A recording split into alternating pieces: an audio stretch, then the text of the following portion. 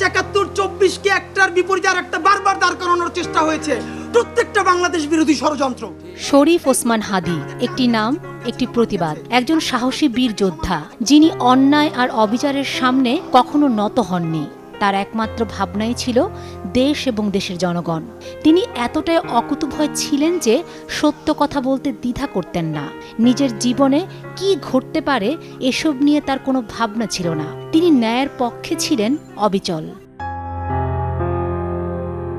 তিনি বিশ্বাস করতেন নীরবতাই অন্যায়ের সবচেয়ে বড় শক্তি। তাই তিনি নীরব থাকেননি। যেখানে অবিচার, সেখানেই ছিল তার কণ্ঠ। শরীফ ওসমান হাদী বলেছিলেন, দেশকে ভালোবাসা মানে শুধু পতাকা নয়, সত্যের পক্ষে দাঁড়ানো।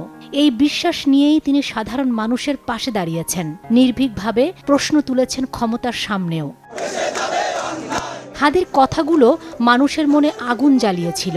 তিনি বলিষ্ঠ কণ্ঠে বলেছিলেন, ভয়কে জয় করলেই স্বাধীনতা আসে।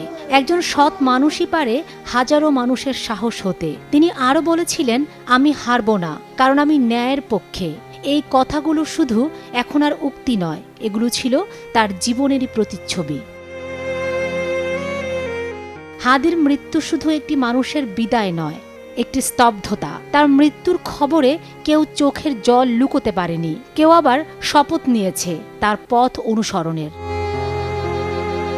রাস্তায়, সামাজিক মাধ্যমে আলোচনার একটাই কথা ঘুরে ফিরে এসেছে, হাদী নেই, কিন্তু তার আদর্শ বেঁচে আছে। তরুণদের কণ্ঠে শোনা গেছে, তিনি আমাদের সাহস শিখিয়েছেন।